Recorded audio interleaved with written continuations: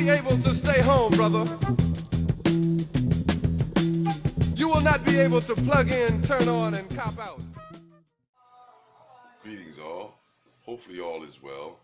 And how's everything going? Here I am, Don Stevens Art, back in your face again. I'm trying something a little bit different now. Now we're just going to give a little bit of an idea. How do we see? How do we see when we're trying to replicate things around us? It's very easy to do, very easy to understand. This is what my mission is today. So let's get started. Why not? Got this eraser board out here with me. We're going to get some things done. We're going to get to understand just some basic things. So it's really basic. I do this a lot in a lot of the centers that I'm at, and a lot of the elder centers. It's a lot of situations that I'm in where I instruct privately, artist instructor and things of that sort, that I just relay this to the person, and the person looks at me and says, wow, I never thought about that. So, yo, let's think about it now. All right, so if you want out there, YouTube land, and out there in the general public, you can draw along with me if you like. It's just a basic description or idea on how we see. Crude drawing, so excuse the drawing. I know. Some of you are going to be critical, but it's okay. It's okay. It's okay. Perfection is a lie. You know what I mean? Perfection is a lie. Okay? All right. Repetition is the truth. Yeah! Let's go. So you can make two circles. Just two basic circles, just like so. We're going to put two smaller circles towards the inside, like so. We're going to put a little squiggle on the back, a little squiggle on the back, a little squiggle on the back, a little squiggle on the back, a little dot in the middle here, a little dot in the middle there, and look what you got. Eyeballs that look like they're in somebody's skull. Ooh, I know they're kind of big, look like somebody got some mortar on their body, but don't worry about it. But anyway, these are our eyes. They're pretty much level. What is your eye level then? Then now you're going to know your eye level is here. You see where your eyes are at the same level. Okay? That eye level is very important. Why? Because it's the same as your horizon line. Yeah. So the horizon line and your eye level is one and the same when you're outside. When you're inside though, like in this room and things of that sort, you use your eye level to dictate how things are sitting and moving around you. Don't worry, we're going to go a little bit further into it. So then let's look at it. You have something also called a middle meridian. Right here, right in the middle, you can draw a little line, just like so. And what you see is you have that X right in the middle of your forehead, right here. That area right there, pretty much the center of your sight. Yeah, I know I look funny doing this, but don't worry. You'll be doing it soon too. You'll be doing this type of stuff. Where's center at? Where's center at? You see, because everywhere you place your nose is what? Center. So whatever you're looking at, you're always looking at the central aspect of what it is that you want to draw. Interesting, isn't it? I know. So let's go further. All right. If you want to look at it further, now we have something that you call cone of vision. All right? Cone of vision is like so. Each eye represents its own viewing area. And then they overlap. If you ever go to the eye doctor and things like this, that's what your eye doctor is checking for. The disparities in your sight in these areas and things like that. Oops, let's bring this one down just a little bit. Why don't we do that? Yeah, let's bring this one down just a little bit so it can make better sense in here, in this idea here. So we take that out, we take that out, we take this out, and then we'll bring it down lower. There we go. All right, a little bit better? All right. This right here is your cone of vision. When you have sight, your eyes come out, it's projected out. It's like a cone, okay? Real basic idea. Now what happens is you have what you call your point of view. It's cut off right here. You see? This is what you're doing when you're looking through a camera and things of that sort. You see? You're squaring your circular vision. Now that doesn't mean that you're chopping your view off and things like that. When you're looking out, your peripheral view is everywhere. You're looking out everywhere, you see, but you're looking in to your personal world. So now check out this next dot I'm about to put in. I'm going to put it in with green. Because if I put it in with green, it means it's a go. So let's go. It's a go. All right.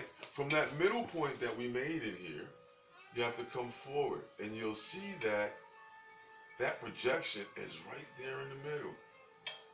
That crossing right in the middle. You'll notice that you'll see that type of idea in a camera, don't you? You see the little X in the camera, or in the new digital cameras, you'll see a bunch of squares that'll say where center is of that particular square, of that particular scene that you're looking at. It mimics you. That's what you're doing when you're looking out into the world. All right? So then this one, it can be called, how would you say, your point of view, PV, personal view, point of view. You see what I'm saying? You're bracketing. Now, right outside of that, you start having your other trains of thought. Now, you can say this is from the tip of your nose now. And now if we go a little bit further out, oh boy, bad marker. Throw that one away, everybody. We come over here with the purple one then. Oh, purple works. Yeah, you see? Now, this one here will be considered what? Your foreground. Yeah, your foreground. Your foreground meaning anything from the tip of your nose to any space or feet in front of you. You can say about a good 15, no, not 15, excuse me. You can say a good 5 feet in front of you. From the tip of your nose to 5 feet will be considered possibly your full foreground. Does that increment change? Yes, it changes based upon where you're at. Once again, this is a basic and fundamental idea for you to have an idea on how to look at things when you're looking around your world now to try to, how would you say, translate it, express it, and things of this sort. Let's go a little bit further. So now that's your foreground, right? Now that you see that that's considered your foreground, now we have to have what they call what? A middle ground. Oh my goodness. So then we come out a little bit further. You see? You can make this box with me. Take your time now. You should be able to see me draw this box out, and then I'll move out your way. That's a lot of the complaint with me when I'm instructing. People say I stand in front of my drawings too long. I like looking at my drawings sometimes. But let's move forward. This one is called your middle ground. You see, your middle ground is another interval of space away from you. You see, that can start right after that 5 to 15 feet. The middle ground can start. Yes, it can. Yes, it can. And then it can extend depending upon where you're at. If you're outside at the beach, of course, it's going to be a little bit, I would say, deeper than that. You see, each interval will be a little bit longer or further if you're in an open area like that. In enclosed environments, it drops down. You see, you can be sitting at the table, you got a cup. What's foreground, middle ground, and background when you're looking at the cup? We're about to find out a little bit more.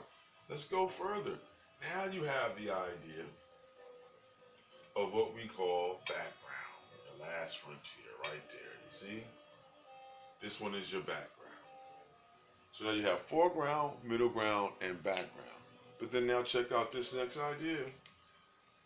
With that middle that we talked about, I'll change it to red, is being projected all the way through your scene. Center is. All the way through to each one. All the way through to each one. You see, all the way through to each one would be the premonition of center being projected into each one. You see? That's generally what's happening when you're looking into your world. You see, you're looking into your world. Everything else is going on out here. Foreground, middle ground, background. You see? Background will be the furthest thing away from you. If you're out at the beach with the horizon line, ooh, let's show that real quick. Well, yeah. And you were standing like so, and you was looking out, that furthest point away that you can't see, that would be considered what? Your background. Because you can't see past that point. So everything on that layer, on that plane, will be in your backdrop, in your background, in between items, things like that, of that sort. When you're inside a room, it changes. Your point of view is king or queen. So wherever you point your head or the camera or the device is where the point of interest is going to be. So you're looking into a jar. Just try it. Look around your world, everybody. Look at something and try to figure out what's the background. If you're looking down at something, would the rug be considered background? Yeah, these are some questions to ask yourself. When you're looking and bracketing your scenes, when you're looking into your world, you see, you're always dealing with center. Center is always there because you got to point your head there, and that's why you get the saying, your nose knows. It's over your mouth, that's why it knows too. But your nose knows because wherever you point your head, your nose is pointing. That is always going to be center of your scene. It's projecting this point, your eye level, and your middle meridian. You see? So please don't think I'm doing something religious. I really didn't. I'm just showing you, how would you say, optical aids. When you're outside or you're indoors and you want to be able to look at something to replicate it. Once again, this is Don Stevens Art, giving you a basic concept on observation. I'll be doing more things like this as far as classes are concerned. So hey, please hit subscribe, like, all that good stuff. Everything like that. Okay? I'm looking forward to all the support that I can get. Thank you very much, everybody. Follow along. Classes on Zoom may be coming soon. So hey, give me a look, give me a holler. Take it easy. Peace.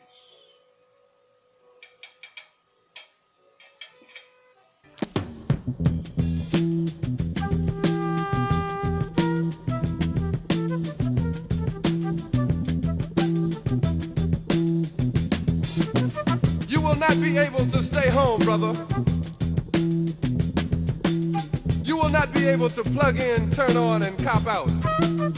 You will not be able to lose yourself on Skag and skip out for beer during commercials because the revolution will not be televised. The revolution will not be televised. The revolution will not be brought to you by Xerox in 4 parts without commercial interruptions. The revolution will not show you pictures of Nixon blowing a bugle and leading a charge by John Mitchell, General Abrams, and Spyro Agnew.